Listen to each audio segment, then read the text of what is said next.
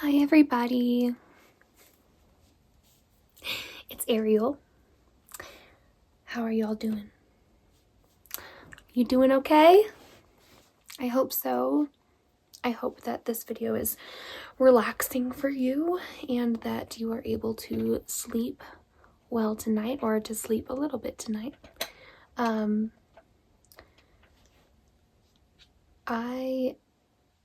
Oh my god, I literally just spaced out. I'm so sorry. Okay, sorry.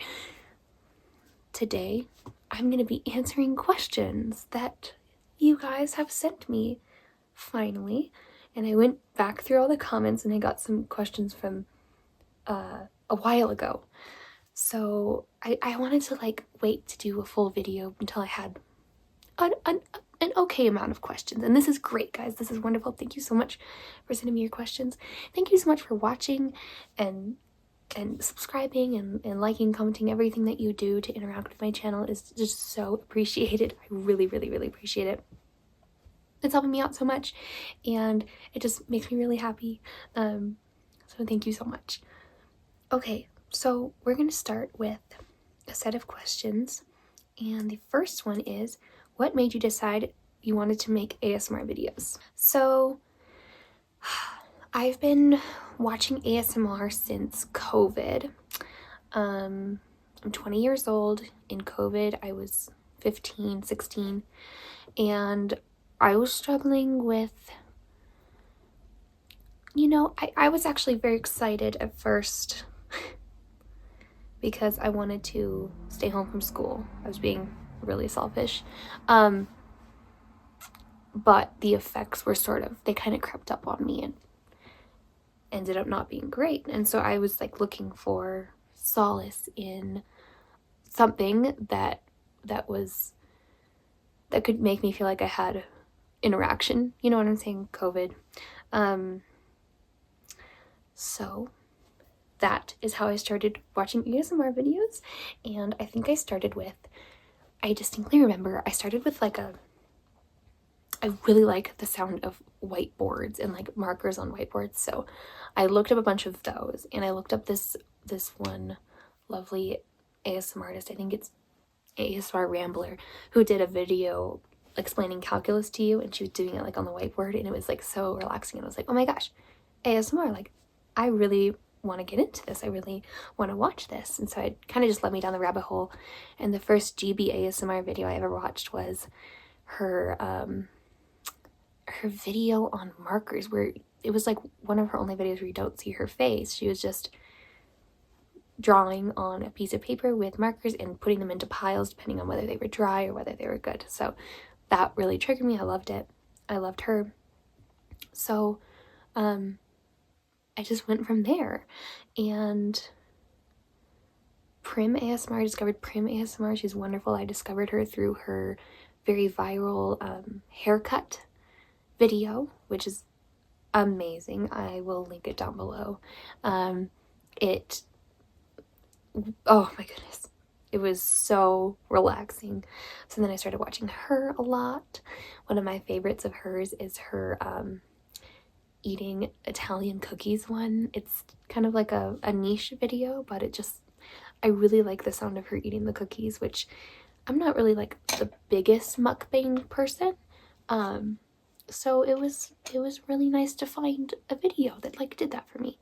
And then more recently I discovered Goodnight Moon ASMR. I discovered her my first year of college, and she was putting out all these Halloween themed videos, and I watched one where she was come to my Halloween shop, I'll sell you Halloween stuff. And she is so relaxing. She's absolutely adorable, and that was lovely. And then her video on Halloween makeup, Halloween makeup artist, I was completely immobile. I was just lying there completely just in the most incredible state of relaxation. So I'm very grateful to her for that. But in short, just watching all these artists and knowing that this was something that was a really big part of my comfort when I needed comfort, and my nightly routine to just help me sleep. I was wait a second, I would absolutely love to try my hand at helping people relax, helping people sleep. And I feel like I know enough about it after watching so many videos that I could maybe make it work. And I was also drawn to it by the idea that I could be creative with my videos and I could figure out, oh, we're gonna do this role play or this theme or this costume or whatever. And so that made me really excited. So that's why I got into it. It was kind of on a whim. I was like, I'm gonna start an ASMR YouTube channel. But I had actually been thinking about it for a while, but I kind of make decisions like that. Like, I'm gonna do this right now. I'm gonna do this right now. Like, I'm gonna ask this person out, or I'm gonna start an ASMR YouTube channel, you know. So, and it was actually the making of the ASMR videos that really helped me through a very, very hard time last spring. If you guys remember my Ghost Tells You Her Story video, that was actually a couple days after a very bad breakup, and I was like, I don't think I can film this video, like I'm really not feeling good. But I did it and it just made me feel so much better, and I got to like talk to you guys through the camera, of course. I got to hang out with my cat, and I was just like, okay, this is something that really gives me joy and like gives me life. I really like this. So again, thank you guys so much for allowing me to do this. I really, really appreciate you. The next question is, what kind of books do you like to read? Oh my goodness, I do love to read. I don't have time, but I try to make time, especially on breaks and stuff. I love to, it's something that I look forward to, is reading and creative writing. Those are like my two little escapes that I love. And then watching movies with my dad as well. But I've been chipping away at the Dark Tower series by Stephen King for like 3 years. I love it so much. The third book, called The Wastelands, is my favorite book of all time. But I just haven't been able to like read it very quickly. I'm also not like a super fast reader. I like go back over passages that I kind of glanced over. I feel like I have to get every word, and so that makes me kind of a slower reader. But I love the Dark Tower series. I would highly recommend it. I think Stephen King's writing style is absolutely incredible. I've read The Shining, I've read Needful Things, The Stand. His method of expounding upon various aspects of the setting and the surroundings and the character's mind and the interactions, oh my gosh, he places you right in the middle of the action, and he does it with a sense of personality and character, which I just love about him. I think it's really, really cool. So I just will be continuing to read the Dark Tower series, and then I do have like a whole list of Stephen King books I'd love to tackle from there. Like, I really want to read Misery, I want to read Gerald's Game, I want to read It. I've never read It. I have watched the movies, but I really want to read It. I think it's such an amazing idea. And I've been watching a little bit of Welcome to Derry, which is really good. I haven't quite caught up with my parents on it, but it's so good. So those are the kind of books. Oh no, there's a lot more. Oh my gosh, I almost stopped prematurely, guys. I think I mentioned before, I really like Game of Thrones. I'm on the third book, Storm of Swords. Really like it. Again, I'm kind of a slow reader, so but Game of Thrones, I really like it because you bounce between characters' perspectives. So if you have seen the show, familiar with the show, please don't spoil anything for me, but if you have, you know that there's a huge cast of characters, and each one is very distinct, and they all have their own like storylines that kind of weave together. And in the book, you jump between their perspectives, so you can go from like Arya to Sansa to Daenerys, and it is so cool to just see how George R.R. Martin like demarcates characters. So I really love that, and I think his writing style is just beautiful. It's very like peak fantasy writing style for me. Like, when I think fantasy writing style, I think him, because he does description very effortlessly, but he does it,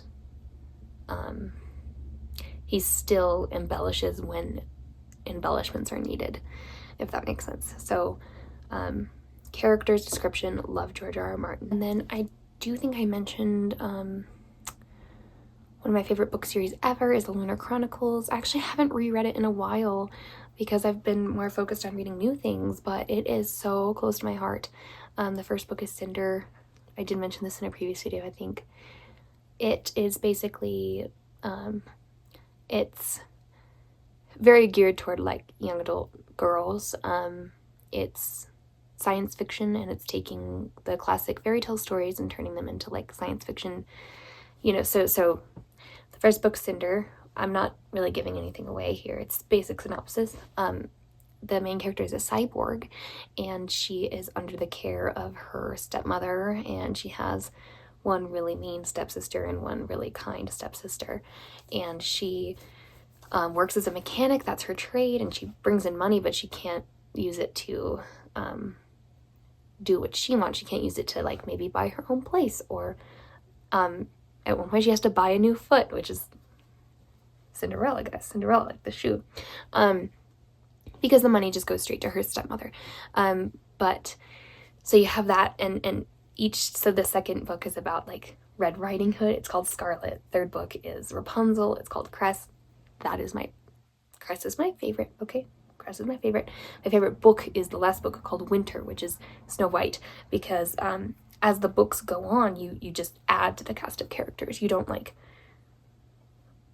you just add to the amount of perspectives that you're reading from. So Winter, we just have all of them, and I just love that so much. I love how everything comes to a head. There's so much action and excitement, and oh my god, I'm gonna cry.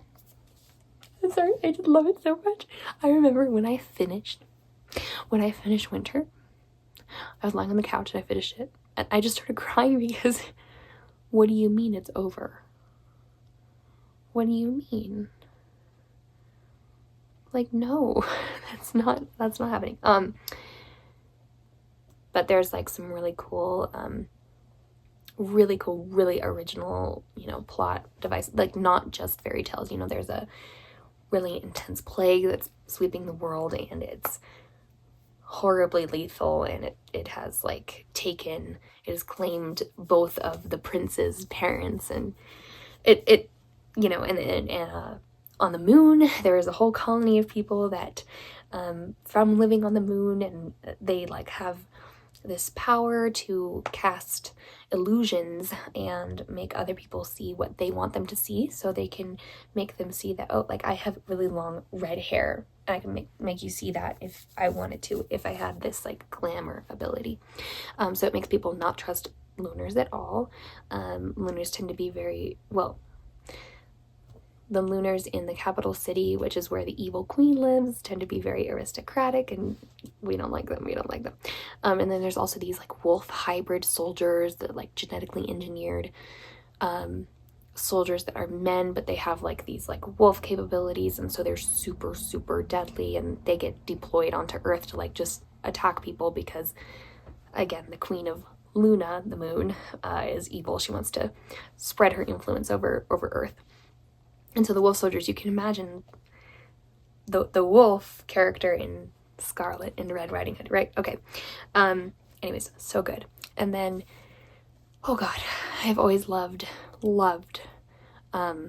Harry Potter, and the J.K. Rowling just showing her true colors has been really frustrating, but I absolutely love the art itself. I read Sorcerer's Stone like when I was like, I think because these are the books that like brought me into like books, because I read Sorcerer's Stone at like 6 or something, and then since then I've just been rereading them at least every other year. I just love them so much. My favorite book out of all the Harry Potter books is The Deathly Hallows, because again, kind of like Winter being the last book of that series I was telling you about, it's the last book. So many things are happening. The characters really well by then, and they know each other, so you get like really interesting dynamics. And I just love the idea, the Horcruxes, like trying to find Horcruxes, like each chapter basically is like a different quest to find something different or to overcome a specific obstacle. Whereas the other books, even though they're wonderful, is like taking you through the year at Hogwarts, but Deathly Hallows just like departs from that formula, which is really, really cool to me. What other... I love Lord of the Rings. If you couldn't tell, I think I've mentioned it quite a bit, maybe, hopefully. But like my computer has a ton of Lord of the Rings stickers on it. I read the series when I was freshman in high school, I believe. But I've been watching the movies since I was bored, basically. God, I love it so much. And my mom is the true fan of the family. She read that series 30 times before she was 11, which is absolutely wild. She is a genius. But she had this old party trick where you could, back when she was like rereading them like all the time, you could ask her, you could say, okay, Claire, Fellowship of the Ring, page 250, what was happening? And she'll tell you. How? I'm sorry, how? She's awesome. But yeah, Lord of the Rings is like a really big part of our family culture. We have a lot of inside jokes relating to Lord of the Rings. When I started playing D&D, it was because I was inspired by Lord of the Rings, and Stranger Things. Yes. So yes, love Lord of the Rings. I'm kind of a sucker for historical fiction, but I haven't read it in a little while. What else? Oh, I read The Firm recently. Oh my god, it was such a ride, a wild ride. John Grisham. So I need to read more John Grisham books, I think. But I read The Firm after watching the movie with Tom Cruise, which is such a good movie. Such a good, like, what Tom Cruise movie isn't a good movie, right? Right? But oh my god, that movie was so good. And obviously it made me want to read the book. And the book is quite different actually, but it has the same feel of excitement to it and thrill to it. So I think that's very characteristic of Grisham. It was really, really good. And then I've been trying to, well, I was gonna say I've been trying to get into more nonfiction because I am interested in a ton of topics. I can never decide what I want to be interested in. Sorry, cat hair is everywhere. But I can't really say that. I haven't really like fully dived into that. I did get a book by John Green about string theory and multiple universes. I'm super interested in that stuff. Haven't started it yet though, so I'm gonna need to do that. But yeah, I really like science fiction. I read the Three Body Problem. I'm on the third book, haven't started it. Finished the second book a little while ago. Oh my god, those books are so good. I'm sorry, like I always recommend them to people that like sci-fi because the first book just pulls you in and it doesn't let you go. And then the second book does that, but in a different way. So it's like really refreshing and different. And you never get bored with Three Body Problem. Okay, well, if I keep going, I'm gonna spend too much time on this question. So I'll move on to the next question. Favorite ice cream flavor? Favorite ice cream flavor? Chocolate, chocolate, and chocolate. Yes, if you could put quadruple, pentuple, sextuple chocolate in ice cream, I will take it, please and thank you. But I love what I think pairs really good with chocolate is raspberry and pistachio. Those pair really well. Lemon, when in a like chocolate candy, like a chocolate truffle. I'm not sure how well that would work in ice cream form. But no, I love chocolate. When I was younger, actually, I did not like chocolate at all. I thought it was disgusting. I thought it was a little too bitter, even if it had so much, like, even just like regular milk chocolate. I just couldn't even, I like gagged. I've always hated Hershey's. I still don't like it. I much prefer chocolate with filling in it. Unless it's ice cream. Or a cookie. Or a brownie. Or a cake. But I started liking it when I like got into like middle school, high school. It's just funny because I like my grandma still teases me about this. She got me this chocolate chip cookie that was like bigger than my head somewhere that we were all going somewhere as a family, and she was so generous. She bought me this huge chocolate chip cookie. I was just like, I can't eat this. Like, I hate chocolate chip cookies. But I was like super young. But now I make chocolate chip cookies all the time and I love them. One of my favorite things to bake is pumpkin chocolate chip cookies. Oh my god. oh my god, they're literally cracked to my brother, and they're cracked to me as well, so they work. Next question, how is school going? School is going well. School's going well. School was not going well last year. I always keep straight A's and B pluses. In high school, I had straight A's, so it's like a little bit new to have the B pluses mixed in. And I'm glad that I have challenging classes to like challenge my mind, and I'm so glad to have access to this education.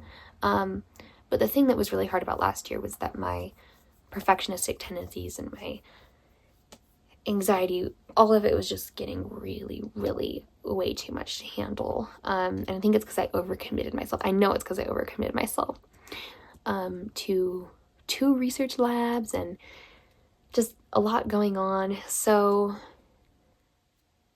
that made me feel super overwhelmed. And when I feel overwhelmed, I'm ashamed to admit this, I tend to like blow things out of proportion and then make even simple things feel scary to myself.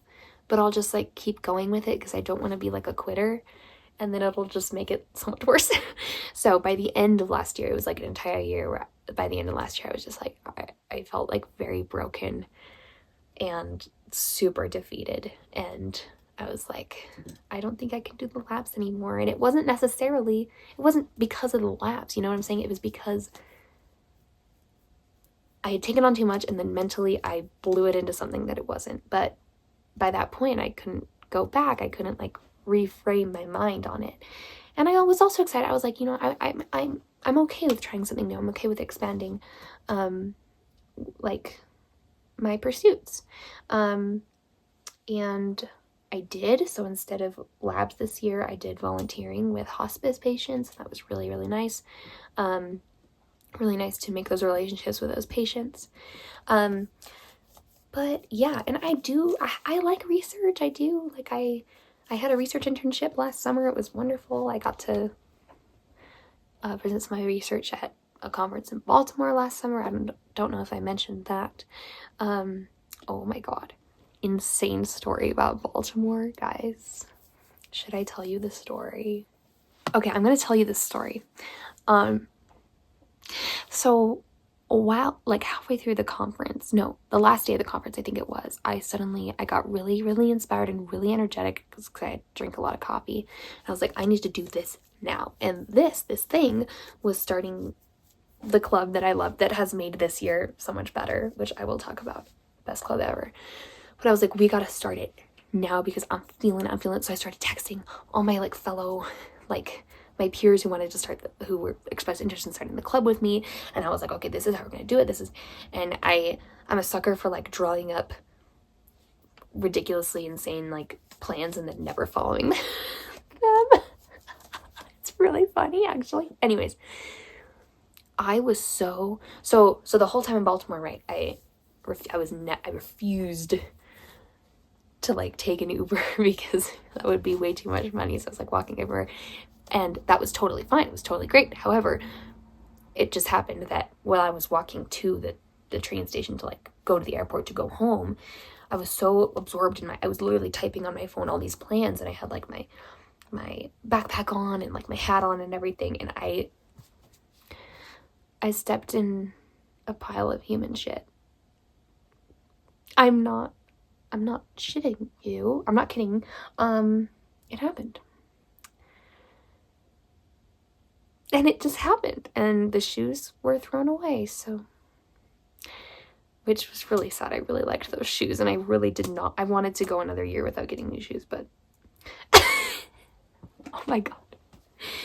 It was a wonderful experience. I loved every bit of it except that little bit. But that little bit was funny, and it offers stories, so. Okay. Oh, right. My club, it's an interdisciplinary astrobiology club. I love astrobiology. It's basically the search for, like the science of the search for extraterrestrial life. It is so freaking cool. And it's super interdisciplinary. You can tell by the name astronomy and biology, right? It smush those both together, but it has physics, it has chemistry, it has geology, it has philosophy and ethics, and It has questions about who we are as humans and where we came from and what life even is.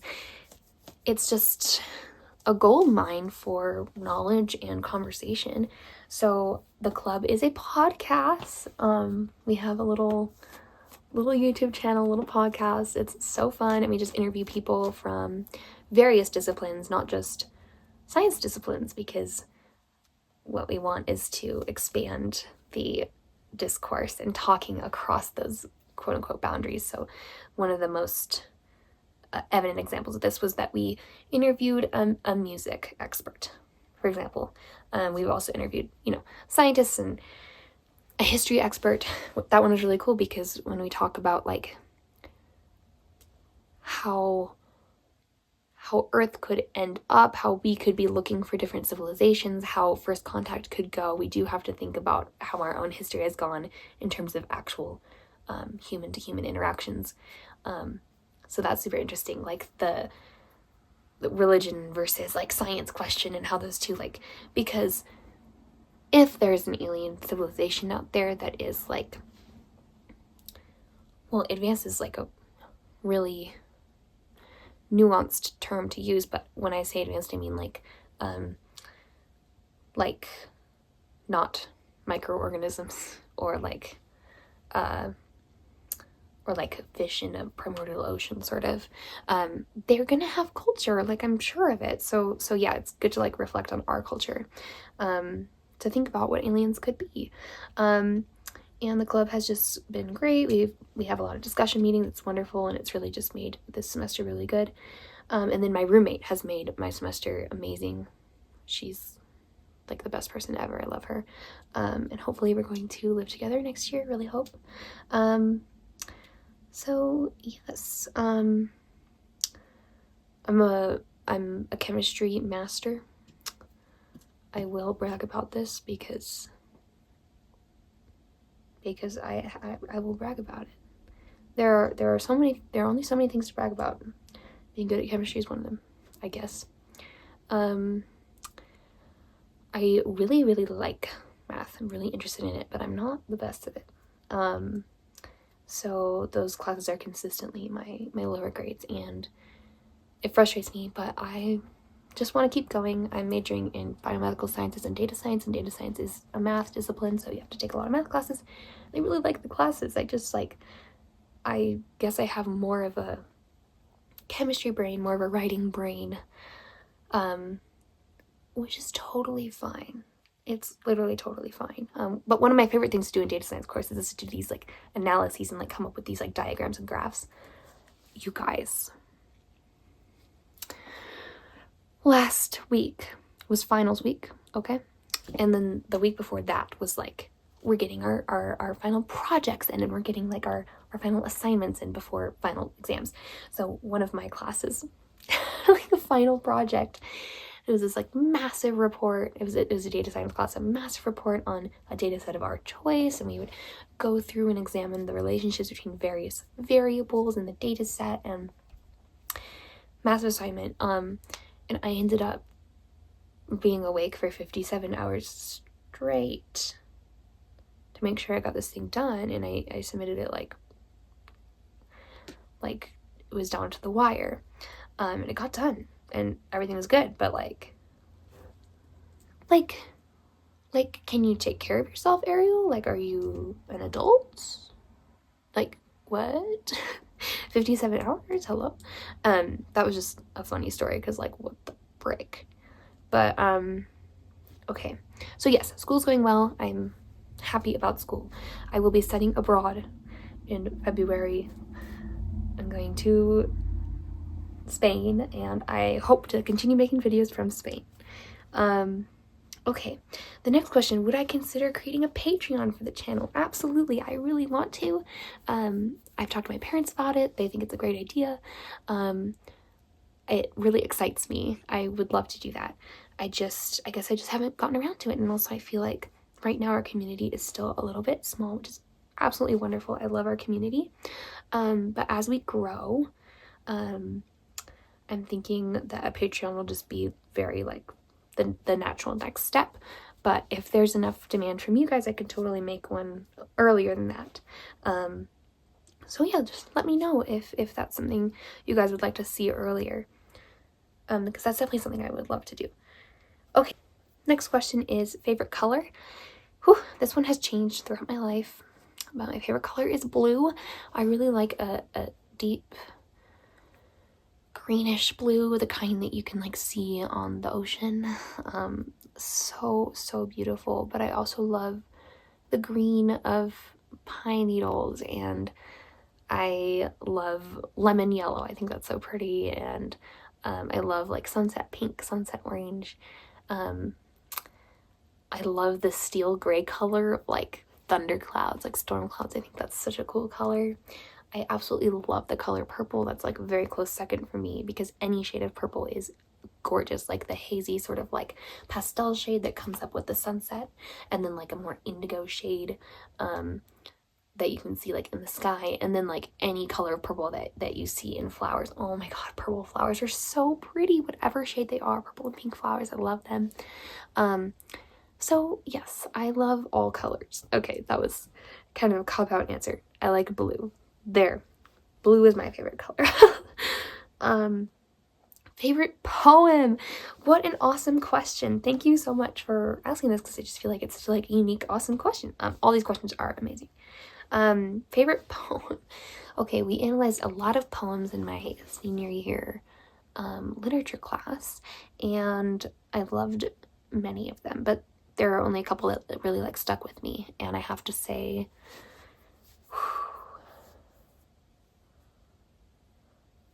well, I really like Walt Whitman, because he wrote a lot about like nature, and his stuff was so beautiful and very descriptive, which I liked. But the one that stuck with me the most was T.S. Eliot's, oh my goodness, the Not With a Bang But a Whimper. Let me look it up actually.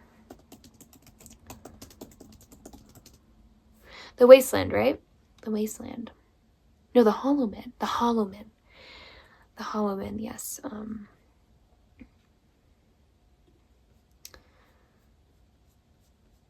Okay, guys, listen to this and just, whew. We are the hollow men. We are the stuffed men, leaning together, headpiece filled with straw. Alas, our dried voices, when we whisper together, are quiet and meaningless as wind in dry glass, dry grass, or rat's feet over broken glass in our dry cellar. Shape without form, shade without color, paralyzed force, gesture without motion. Those who have crossed with direct eyes to death's other kingdom remember us, if at all, not as lost, violent souls, but only as the hollow men. Eyes I dare not meet in dreams, in death's dream kingdom, these do not appear. There, the eyes are sunlight on a broken column. There is a tree swinging, and voices are in the winds singing, more distant and more solemn than a fading star. Let me be no nearer in death's dream kingdom. Let me also wear such deliberate disguises, rat's coat, crow's skin, crossed staves in a field, behaving as the wind behaves, no nearer. Not that final meeting in the twilight kingdom. This is the dead land. This is cactus land. Here the stone images are raised. Here they receive the supplication of dead man's hand, under the twinkle of a fading star. It is like this, in death's other kingdom, walking alone at the hour when we are, trembling with tenderness, lips that would kiss, form prayers to broken stone. The eyes are not here. There are no eyes here. In this valley of dying stars, in this hollow valley, this broken jaw of our lost kingdoms. In this last of meeting places we grope together and avoid speech, gathered on this beach of the tumid river. Sightless, useless, unless the eyes reappear as the perpetual star, multifoliate rose of death's twilight kingdom, the hope only of empty men. Here we go round the prickly pear, prickly pear, prickly pear. Here we go round the prickly pear at 5 o'clock in the morning. Between the idea and the reality, between the motion and the act, falls the shadow, for thine is the kingdom. Between the conception and creation, between the emotion and the response, falls the shadow, life is very long. Between the desire and the spasm, between the potency and the existence, between the essence and the descent, falls the shadow, for thine is the kingdom. For thine is, life is, for thine is the... This is the way the world ends. This is the way the world ends. This is the way the world ends. Not with a bang, but a whimper.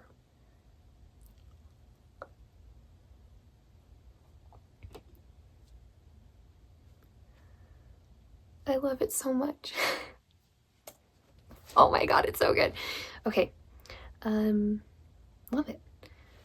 Okay, next question. Where are you from? I was born in Davis, California, which is a town close to Sacramento, the capital of California. So as a kid, I spent a lot of time in the Bay Area, lots of time camping in Northern California. And Davis is a college town, so my mother was going to grad school. Mom. My mother's going, oh my gosh, my mom was going to grad school at UC Davis. Love California. Got really expensive. Well, it is very expensive. It's just a very expensive place to live. We left. We have spent time in many places. I can't express how grateful I am for the fact that we lived in Hawaii for 1.5 years. That was incredible, and I was young enough to make it just the 1.5 years of a lifetime. Like, my imagination running wild, playing with my brother, like, just enjoying what Hawaii had to offer in terms of wilderness. We lived on the Hilo side of the big island, the island called Hawaii, and that island is just wild. It is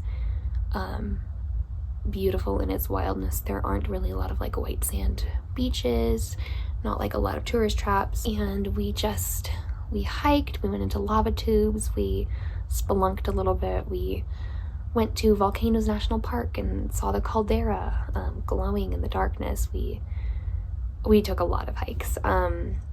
We did boogie boarding and surfing on black sand beaches, and I got tumbled and I thought I was gonna die because has anybody ever been tumbled before in the waves?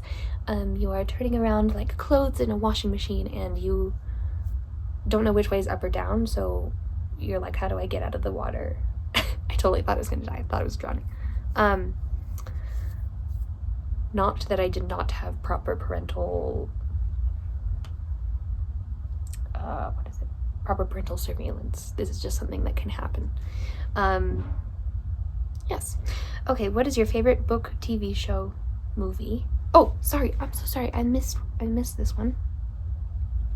Sun or moon? I think I would choose moon.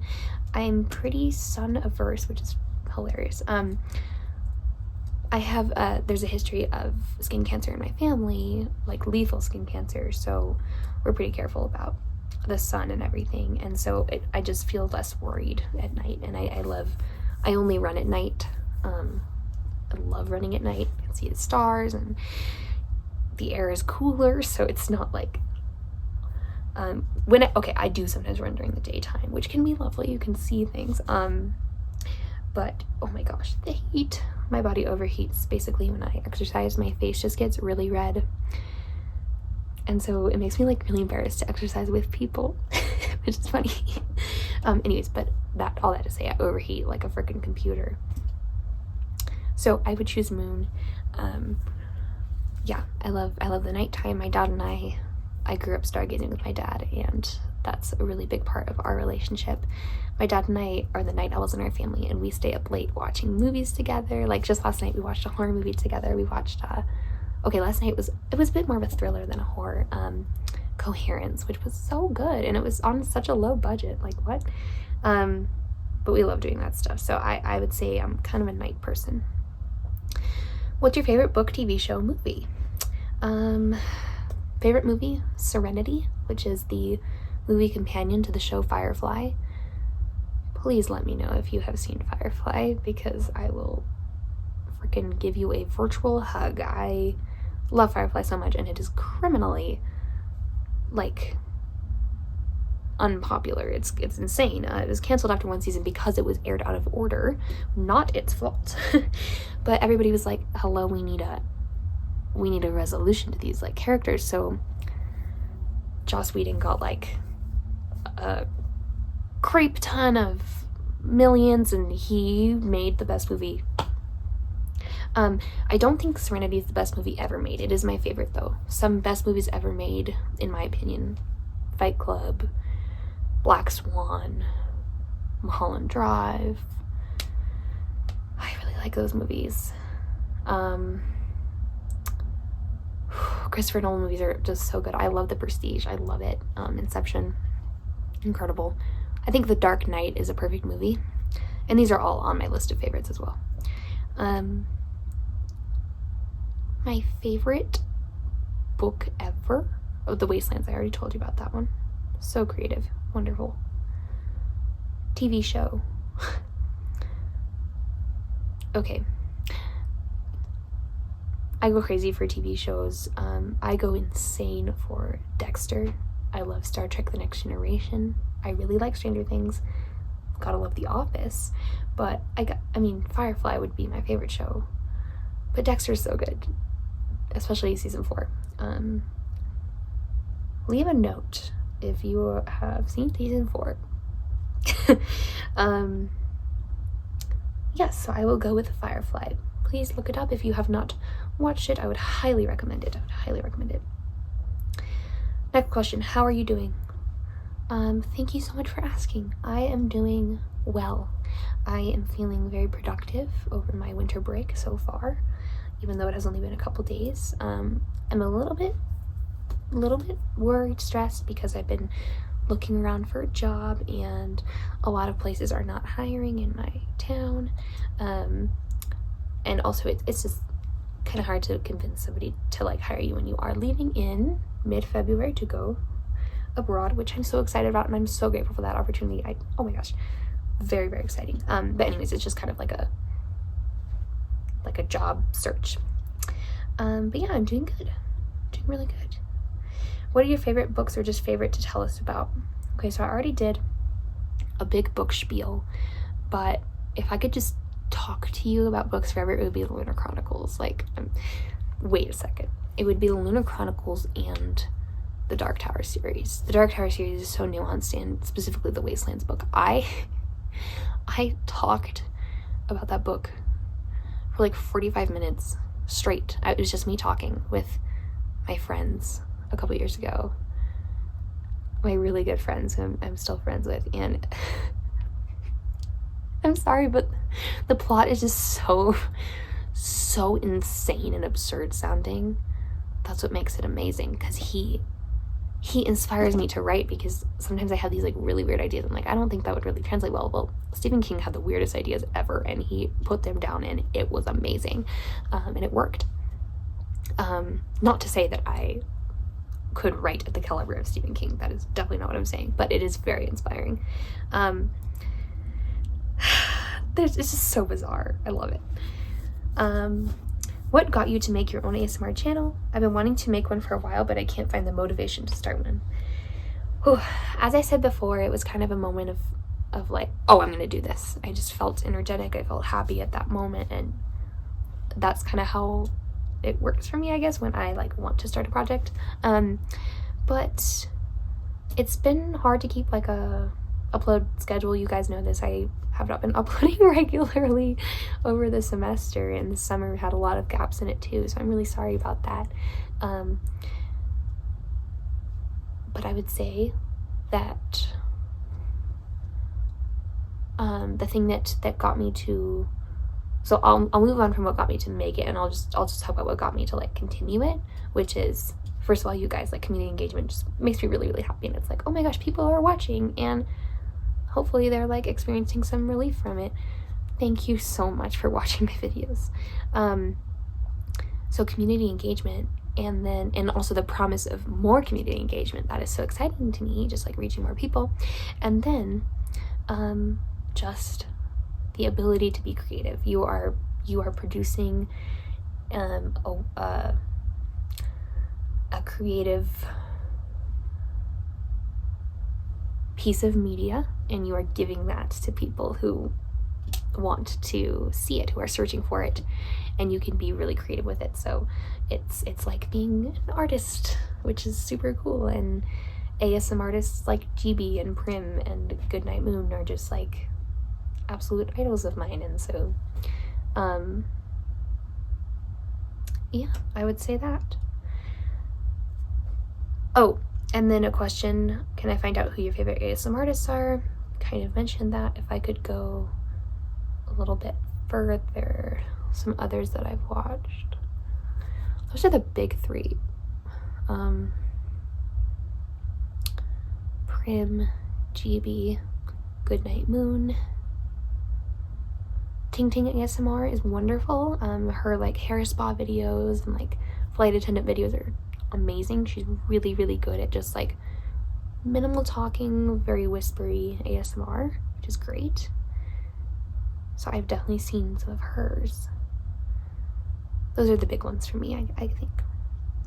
And then the last question is Attack on Titan or Bleach. And I'm so sorry, I have not seen either. I have heard about either because my friends have talked to me about it. And I've seen like all like infinity seasons of Bleach like in a row in the used bookshop in our town, which is like the best place ever, and that was really cool. I was like, oh, okay. But having this question here shall inspire me to watch it, I'm sure. And I have been told by one of my good friends that like I'm crazy for not having seen it yet. So oh my god, I was just about to say that I didn't really put a lot of animated shows on my list, but that's a crime because I love Lego Ninjago. I love Lego Ninjago. I love Lego Ninjago. I love Lego Ninjago. Let that be known, please. Let that be known. And then also, just to add to my movies things, I just thought of it. I love superhero movies. I really like superhero movies. I mentioned The Dark Knight. I love the first two Iron Man movies, the first Thor movie, the first Avengers movie.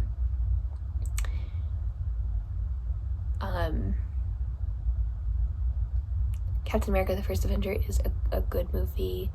Yeah, that phase 1 Marvel is really close to my heart. I absolutely love, I've mentioned this before, I love Spider-Man 1 and 2, the Tobey Maguire Spider-Man 1, Spider-Man 2. Spider-Man 3 fell off for me, but nobody can beat Tobey. Nobody can beat Tobey. I did like The Amazing Spider-Man 1. I thought it was really good. Okay guys, thank you so much for your questions. I really do appreciate you guys so much, and I'm just over the moon that you guys are watching my videos and engaging with me. So thank you so much. Thank you to those who submitted questions. Please let me know if you want other questions to be answered. I would be happy to do another Q&A video. This was very fun.